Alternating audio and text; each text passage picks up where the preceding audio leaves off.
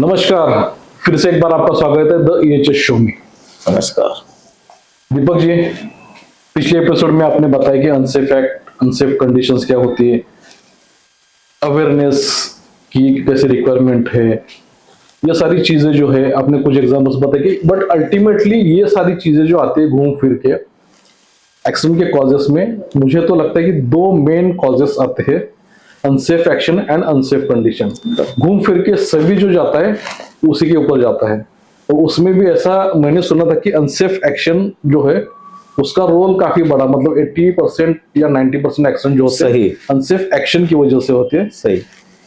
बाकी के 10-12% या 15-20% जो रहते हैं अनसेफ कंडीशन की वजह से होते हैं, and 2% actions are due to the natural calamities. अगर अनसेफ एक्शन की मात्रा या परसेंटेज इतना बड़ा है तो वो होते क्यों है, वो उसके एग्जांपल्स क्या है और उसको टालना है तो हमको क्या करना पड़ेगा। सेकंड थिंग, कुछ अनसेफ कंडीशन जो है छोटी मात्रा में है लेकिन उसका इम्पैक्ट काफी बड़ा हो सकता है, तो उसके कॉजेस क्या है एंड उसका क्या कह सकते हैं हम, कुछ एग्जांपल्स आप बता सकते हैं तो बताइए प्लीज। देखिए सुनील जी, हम लोग पिछले पॉडकास्ट में जब बात कर रहे थे तभी मैं बोलते बोलते आपको एग्जांपल बता ही दिया था, जैसे कि मेरी अनसेफ एक्शन क्या हो सकती है।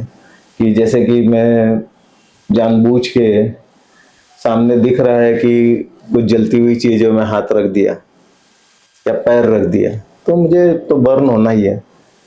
तो इंडस्ट्री में अगर जाओगे तो आपको ये जो मैं बोल रहा हूँ ये मूर्खता लगती है, लेकिन अगर हम इंडस्ट्री में जाके देखेंगे तो ऐसी मूर्खता करने वाले बहुत मिल जाते हैं। मतलब जिसको इस चीज का अंडरस्टैंडिंग है, ज्ञान है ना, वो बोलता है अरे क्या ऐसे काम करने की जरूरत ही नहीं है। तो मैं इसलिए बोला मूर्खता पूर्ण लगता है, लेकिन किसको, जिसको ये समझ आता है। जैसे कि मैं इंडस्ट्री में गया, मुझे बोला गया यार हेलमेट पहन के जाओ आप, और मैं अगर हेलमेट पहन के नहीं जाता हूँ तो मैं अनसेफ एक्ट कर ही रहा हूँ ना, मुझे तो बताया जा रहा है फिर भी मैं अनसेफ एक्ट कर रहा हूँ, तो ये मेरे सर में लग जाता है। अनसेफ एक्शन जो आप बोल रहे हैं, मूर्खता जानबूझ के की जाती है?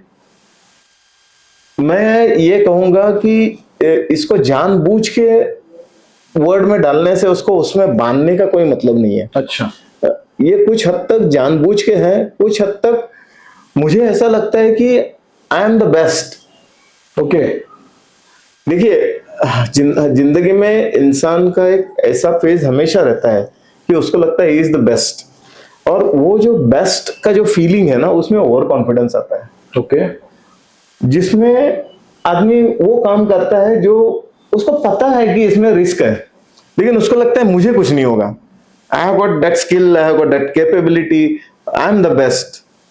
और फिर होता क्या है, इग्नोरेंट बन जाता है, इग्नोरेंट बनता है। और वो क्या होता है, अब आपका वो पॉइंट पे आता हूं, वो मैं एक बार कर दिया कुछ हुआ नहीं, दूसरी बार किया कुछ हुआ नहीं, तीसरी बार कुछ हुआ नहीं, अब क्या हो गया मेरे माइंड में एक लीगेसी हो गई, चलता है। हाँ मेरे माइंड में एक लीगेसी हो गई, यार कुछ नहीं होता है, मैं ऐसा करूंगा, अरे इतने बार किया क्या होगा, कुछ नहीं होता है।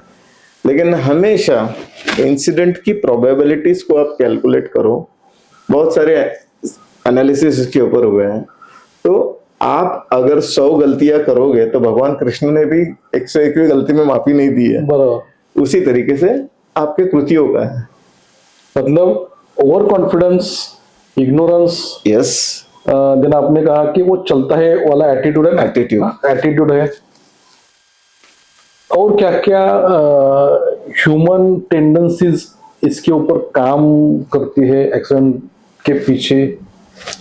देखिए इसमें टेंडेंसी नहीं बोलूंगा, नॉलेज, लैक ऑफ नॉलेज, इसमें टेंडेंसी नहीं बोलेगा, इसमें आपने एकदम सही वर्ड यूज किया, नॉलेज। क्या होता है बहुत बार, सी आज का जनरेशन ऐसा है कि we are in the use and throw world, we are in the fast track world. हर कोई ग्रो करना चाहता है, एंटरप्रेन्योर से लेके एम्प्लॉय तक, everybody want to grow fast. Employees क्या होते हैं, एक ऑर्गेनाइजेशन दूसरा ऑर्गेनाइजेशन स्विच ओवर करते हैं, और इस स्विच ओवर में होता क्या है, जब नया एम्प्लॉय ज्वाइन होता है तो ऑर्गेनाइजेशन के पास में वर्कलोड होने की वजह से बोलिए, या लिमिटेड मैन पावर होने की वजह से बोलिए, या जो भी हम क्या बोलते हैं ऑप्टिमाइजेशन, जिसको हम नाम देते हैं, एक स्वीट वर्ड देते हैं। तो man power optimisation, resources optimisation के चक्कर में क्या होता है, नया बंदा जब आता है तो उसको जो एसेंशियल इंफॉर्मेशन देने की जरूरत है वो दे नहीं पाते। जितनी क्वालिटी में देनी चाहिए, जितने टाइम में देनी चाहिए।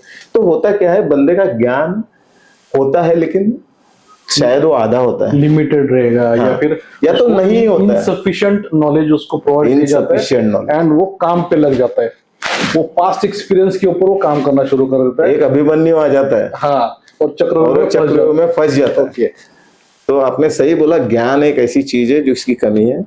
उसके बाद में और एक चीज है, हम लोग अनसेफ एक्ट के बारे में बात कर रहे हैं, और एक चीज है जो अनसेफ एक्ट किसी और का है लेकिन भुगतता कोई और है। जैसे मैंने केले के छिलके वाला एग्जांपल दिया था। अब बंदा जाके एक इक्विपमेंट पे काम कर रहा है, अगर वो इक्विपमेंट मेंटेन ही नहीं किया है तो इक्विपमेंट फेल हो सकता है, और जब वो इक्विपमेंट फेल होगा तो वो बंदा इंज्योर होगा क्योंकि उस पर काम कर रहा है। सो मतलब किसी की अनसेफ एक्शन किसी के लिए अनसेफ कंडीशन। करेक्ट। सर, ये अनसेफ कंडीशन के ऊपर तो हम बात करेंगे, लेकिन फिर एक बार मैं आता हूँ अनसेफ एक्शन के ऊपर। मेरे पास मेरे दिमाग में 2-3 पॉइंट जो मैंने सुने थे या पढ़े थे कहीं, तो एक तो रहता है कि डे ड्रीमिंग, कोई है ना, Yes। ख्वाबों ख्यालों में रहता है, काम पे आता है, यस। ख्वाबों ख्यालों में रहता है और एक्सीडेंट हो जाता है, ये एक मैंने सुना था। सेकंड मैंने सुना था कि horse play at work place, yes. Work place पे horse play also Yes। One of the reason of the accident. ये 2 पॉइंट्स के ऊपर आप क्या कहोगे? आपने अच्छा पॉइंट रेस किया। देखो सुनील, कैसा है कि हॉर्स प्ले एक ऐसी चीज है ना जो नहीं होनी चाहिए काम पे। देखिए, हर चीज का एक अपना समय होता है, हर चीज का एक अपना महत्व होता है। जब हम काम करने आए हैं तो हमें काम पे ध्यान देना चाहिए, ना कि मजाक मस्ती मश्करी, बिल्कुल नहीं देना चाहिए। और देखिए, डे ड्रीमिंग है ना, इसके बहुत कारण है। कुछ लोग सपनों की दुनिया में जीते हैं जिसको बोलते हैं डे ड्रीमिंग, और कुछ लोगों का फैमिली बैकग्राउंड या इन्वायरमेंट की वजह से वो कुछ सफर करते रहते हैं और वो उस सफरिंग्स को एक अलग ही दुनिया में विजुअलाइज करने लगते हैं। तो वो सोचते रहते हैं हमेशा, और वो सोचते हैं जो हो रहा है उससे अच्छा हो, या तो कोई चीज में निगेटिव, जिसको ऑप्टिमिस्टिक एंड पेसिमिस्टिक ड्रीमिंग बोलते हैं। ओके, वो भी करते हैं लोग खुद के लाइफ के साथ, और उसमें उनसे गलती होती है। ये एक प्रकार का डिस्ट्रैक्शन है, बेसिकली काम से डिस्ट्रैक्शन किसी भी वजह से। आजकल मोबाइल इज मोबाइल एकदम बहुत बड़ा कारण है मोबाइल डिस्ट्रैक्शन का। हाँ। क्योंकि लोग अगर देखोगे तो वर्क प्लेस पे आप जाओगे तो share market, shorts, reels, Facebook, बिल्कुल इंस्टाग्राम, सामने जाके खड़े हो लोगों के, उनको पता नहीं चलता। तो वो लोगों को अगर इंसिडेंट कुछ होता है या कुछ अबनॉर्मल चल रहा है तो मालूम होना कितना डिफिकल्ट है। Indirectly they are playing with their life as well as the property of a company. देखो सुनील, आपने ये जब बोलते बोलते बोला, आपने सारी बातें बोली जो हम एक जमाने में बात करते थे कि मेरे मोबाइल की वजह से फायर एक्सप्लोजन हो सकता है। आज हम उसको इतना इंपॉर्टेंस नहीं दे रहे हैं। रीजन क्या है? हमको ये पता है कि ये डिस्ट्रैक्शन, वो तो छोड़ो, दूसरे इंसिडेंट्स के कारण हो सकता है। करेक्ट, क्योंकि वो तो ऐसी चीज है जिसके ऊपर कोई चेक आ सकता है, लेकिन इसके ऊपर कोई चेक नहीं है। आप मोबाइल में लगे हुए हो, उधर डिस्टिलेशन चल रहा है, टेम्परेचर हाईवे हो गया, प्रेशर बढ़ गया, मुझे पता ही नहीं और एक्सप्लोजन हो गया। तो distraction is very important. And mobile, मैं इंडस्ट्री में और सारे एम्प्लॉयज को और सबको ये कहना चाहूंगा, दोस्तों देखो, मोबाइल हमारे लिए कम्युनिकेशन का जरिया है, और आज के डेट में मोबाइल एक स्मार्ट गैजेट हो चुका है। तो उस स्मार्ट गैजेट का यूज स्मार्ट काम के लिए कीजिए, ना कि आपको डिस्ट्रैक्शन क्रिएट करें। आपके जान के साथ अगर वो स्मार्टनेस खेलने वाली है तो वो स्मार्टनेस आपके फायदे की नहीं है, उसको बाजू में रखिए, काम के समय काम पे ध्यान दीजिए। करेक्ट, बहुत अच्छा मैसेज आपने दिया है अभी, क्योंकि आजकल हर जगह पे मोबाइल का इतना यूज है। अब कहीं भी में जाते तो लोग एक दूसरे से बात करने के बजाय में मोबाइल में ध्यान देते हैं। कम्युनिकेशन गैप हो रहा है, लोग एक दूसरे से बात करना छोड़ दे, बाजू में कोई कौन रहता है ये भी लोगों को आजकल मालूम नहीं पड़ रहा है। मुझे मेरे दिमाग में और एक पॉइंट आया था, कुछ लोग हैबिचुअल रहते हैं एक्सीडेंट्स के।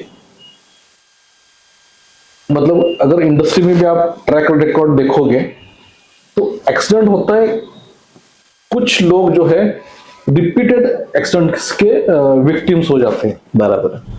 कुछ रीजन है इसके पीछे, या हाँ। फिर वो कर्मों का फल? नहीं, उसके पीछे रीजन है और लॉजिकल रीजन है।